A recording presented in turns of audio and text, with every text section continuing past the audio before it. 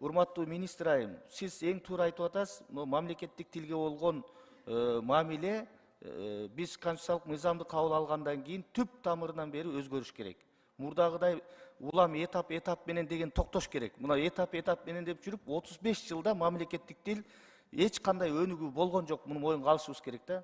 Мына коңшу Казакстанды эле айтайлы, 1-класстан 4-класска чейин бир гана казак тилинде өтөт сабактарды. Башка тил жок. Биз ушундай нерселерге барышыбыз керек биз дагы. Эгерде тилди өнүктүрөбүз, бала бакчадан ошо башталгыч класстарда тил калыптанат.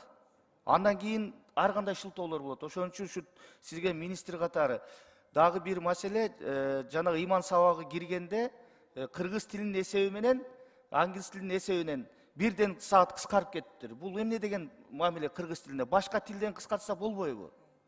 Ошон үчүн кыргыз тилин күчөтөбүз десек, ошо башталгыч класстардан биз коргошубуз керек. Бардык мамлекеттик кызматкерлер кыргыз тилин билиш керек, кыргызча сүйлөш керек. Улуттук комиссиянын бул жерде жетекчиси отурат, аябай жакшы иш алып барып атат, аны айтып коюшубуз керек. Кыргыз тест. Мына биз, урматтуу депутаттар, өткөн жумада барып, мына кыргыз тестке, улуттук комиссияга бир топ материалдык жардам көрсөтүлдү төраганын фондунун атынан. Буга чейин каралбай келген чоң көйгөйлөр бар экен, ошонун баарын чечтик. Тилге болгон мамилени биз өзүбүзгө болгон мамиледей карашыбыз керек.